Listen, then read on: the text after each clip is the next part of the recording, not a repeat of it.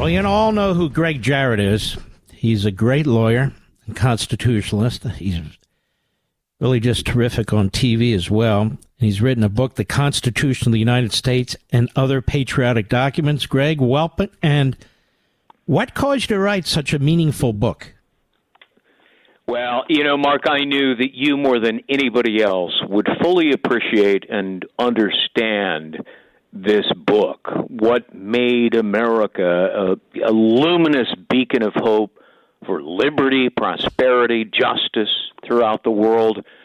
And you would think it would be quite easy to find a copy of the U.S. Constitution that was not printed overseas and edited, not full of Barack Obama, Hillary Clinton speeches, not hobbled by, the deconstructive quibbling about our esteemed history. But sadly, the state of American publishing is not good. And as I looked across Amazon, other retailers, I was truly amazed to find that I just couldn't locate what I was looking for. So to answer your question, that's why I decided to write one myself, a patriotic, complete, American-made selection of our greatest documents.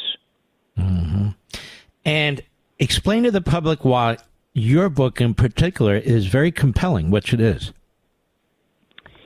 Well, we have been blessed with extraordinary leaders who, at the outset, steeled our resolve for independence, self-determination.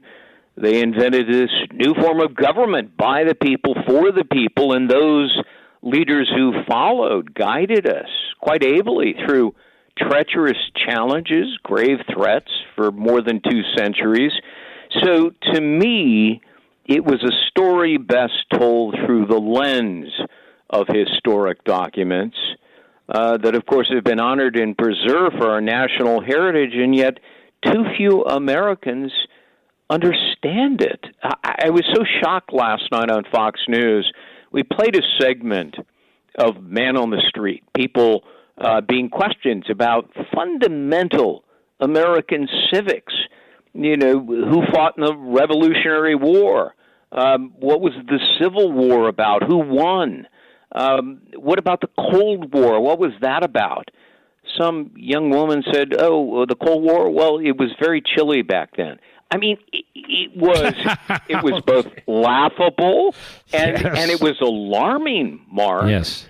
So, this unique collector's editions, the writings, the speeches, the letters of our founders, their successors, I selected all of them quite carefully, and I explained them at length, the important promises, the navigating principles that have shaped our great nation, and you can read it in full. Do you, when you see what's going on in our country, the attacks on the people who wrote these documents, who created really the most fabulous society man has ever created? That's right. And you see them on the streets now, and you scratch your head and say, I wonder if it's all lost, because they're so indoctrinated, they're so ideological that they don't even embrace what is right in front of them. What do you think about all this? That's why this book, to me, is so propitious. We're in the midst of wars, people feeling either at sea or vulnerable to attacks by terrorists. And, Americans, whether they be these bird-brain professors on college campuses or the students that they indoctrinate, they don't understand the genius of what makes this country great and free. So I think this is a perfect book for this period of time, especially for Americans who presume they do know, but they don't, and need a refresher, or the young people who need to know what a wonderful nation of liberty and freedom they have that they take for granted, and they simply don't comprehend how it came about, the bloodshed that occurred, the sacrifices that were made by a great many people. It's not a perfect union, though that certainly is the aspiration. But we're not perfect people. We have made mistakes. And over the course of 250 years, we have had course corrections. We've corrected some mistakes. We have much more to do. But I think this book is a good education for people who alarmingly are not educated about what they have. It really is perfect for now, isn't it? For several reasons. Number one, the holidays are coming up, so it's a perfect gift. Number two, it is readily accessible. Really, anybody can understand it the way you lay it out, the way you explain these different documents. And number three, it's nice to have it on a shelf or on a table where it's readily accessible, particularly if you're a parent, so you can explain these things to your kids, because if you're not getting them in school, then the kids aren't getting them at all, and I fear they're not. Isn't that one of the reasons you produce this? It really is. And I went to extraordinary lengths with a lengthy introduction, giving the history, the background of America, and connecting it to these documents. And then in each of the sections, I explain their importance and put them in context. And I hope I've achieved it. I'm proud of the book. All right, our friend Gregg Jarrett has a fantastic new book. You know, he's not writing about himself. It's not a fiction.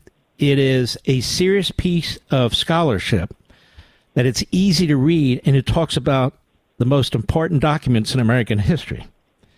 Imagine what you could do with that and what your children could do with that.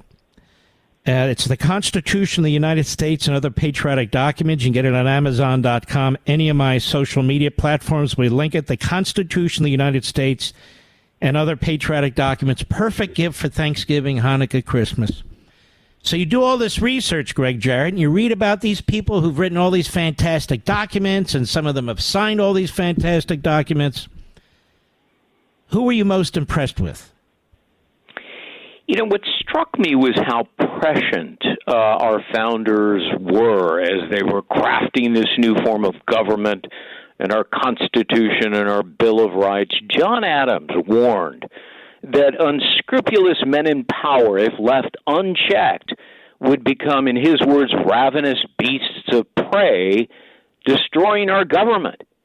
And aren't we seeing that, Mark, unfold lately? The weaponization by unelected bureaucrats at the FBI, the Department of Justice, our intelligence agencies, concocting the Russia hoax to drive a president from office because they loathed his policies and they hated him.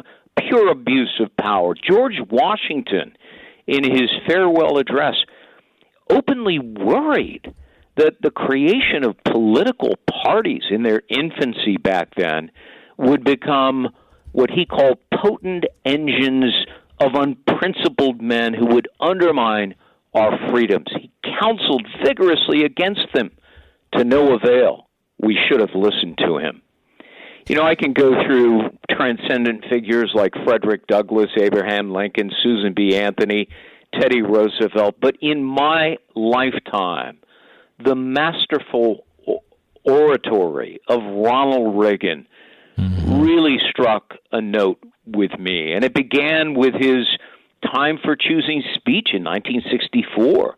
He emerged on the national stage and he warned of this all too powerful government controlling our lives. And when elected, he followed up in his inaugural address saying government is not the solution to our problem, government is the problem. Of course, he lifted the nation in the sadness after the Challenger disaster, but the next year, standing at the Brandenburg Gate, he challenged Gorbachev, tear down this wall. The wall came crumbling down, and so did the Soviet Empire, ending the Cold War. So, top of my list, Ronald Reagan. Wow, that's great. Mine, too. I think he's the third greatest president. And the number one in modern history. Who do you have, 1 and 2? I have Washington and I have Lincoln, not because that's the go-to list. It's because having studied their lives as long as I have as well. Yeah. I just don't think there's a lot of question about it. Yeah, because Washington in particular, I mean, was a remarkable man, tremendous leadership, both in battle and as a statesman. And, of course, Lincoln, what he had to do. I mean, he was pressured to settle. He was pressured to allow the South to go. He was under enormous pressure, given all the casualties that were taking place, as you know. And, of course, he was starting to lose the support of the Union. He was up for re-election. And they needed some decisive battles or he might lose. Right. And, of course, he got them. He got it at Vicksburg. He got it at the Battle of Atlanta, and that put him over the top. But it was tight. I mean, he kept the country together and all the rest of it. But as you well know through your research, Lincoln constantly cited the founding documents. Lincoln constantly cited the founding fathers so that people would still embrace the Constitution and the Declaration, no? Yeah, you're absolutely right. All men are created equal in the Declaration of Independence, penned by Jefferson principally, is what Abraham Lincoln kept saying over and over before he was ever first elected, and then during the course of his, seminal first term in office. Every time I go to Washington, D.C., I take the time to visit the Lincoln Memorial. And, on one wall, on the south wall, there is the Gettysburg Address. On the north wall, you see his second inaugural, with malice toward none, with charity for all, trying to salve the wounds by uttering those memorable words. And every time I read them, a little tear comes down. I feel so grateful to be in the presence of a memorial of the man who I think is the greatest American. And Gregg Jarrett, when you think about the Civil War, which was so devastating and reached into really every single home, and in virtually every Southern home, they had a relative who was a casualty in one form or another. Yeah. And those two that you speak of, the second inauguration, that speech was the second shortest in history and one of the most compelling for its compassion and its effort to unite the nation. And the other wall, the Gettysburg Address, which was ultra short, he thought was a failure. So my question to you is this. Are we ever going to see the likes of an Abraham Lincoln again? I mean, you look at Biden. What a disaster. And a person who's constantly dividing the country, ultra MAGA, and we're going to lose our country if Trump's elected. The kind of language that these people use and so forth. Do you think in modern times we're ever going to see somebody like this again? I fear we won't. And, you juxtapose those two presidents, Biden and Lincoln, and you couldn't have more polar opposites in terms of intellect and compassion, determination, and perseverance. Joe Biden is just a feckless, self-absorbed person who's suffering from dementia. I'm always reminded of the famous words from Obama. He confided to a friend that don't underestimate Joe Biden's ability to screw everything up. and we've seen that. And I cleaned that up for the audience, but he used a different word. But we've seen that. This is a guy who has a history of screwing up a free lunch. Everything he touches that is gold turns to dust. And it never occurred to me that Joe Biden, given his poor intellectual scholarship, his inability to communicate, could ever get elected to the highest office in the land. But they hid him out in the basement, and they fooled America. Let me tell you folks in the audience, this is a fantastic book. It's come at exactly the right time. And as you go through it, not just reading the documents, but the commentary, the explanations, and so forth, it's inspiring. You got to get back to basics. or you'll get dragged through the hell of the left and the Democrat Party and the media. You got to get back to basics so you can communicate these things to your neighbors, your coworkers, your friends, your family. And it's important that you be the Thomas Paines, one of the great document writers, pamphlet writers, and spread the word just like they did. Because as I say, Gregg Jarrett, obviously ideas have consequences, and we need to push our ideas. And this book does that, correct? It does indeed. And I'm glad you mentioned Thomas Paine. He is featured prominently in the book. Yeah. And when you read his words of wisdom, his galvanizing ideas, it helps you to understand the evolution of America and why we are the greatest nation on earth. You're a good man. I really enjoy watching you and listening to you, how you break down the law. You're smart as hell. This book is very, very important in America. It is the Constitution of the United States, other patriotic documents. I mean, it's got very crucially important documents in there, plain English, well explained, for anybody and everybody. We've got to push back. If we don't win on the battle of ideas, we don't win. We lose. I want to encourage you to go to Amazon.com right now. If you're on any of my social sites during the course of the day or the night or the week, just click it. We have the link right there. Grab your copies. Get them in time for Thanksgiving. Any major bookstore. Gregg Jarrett, God bless you, my friend. God bless you, too. And thank you so much for your kind words, Mark. You bet. Well deserved. He's a good man. He really is.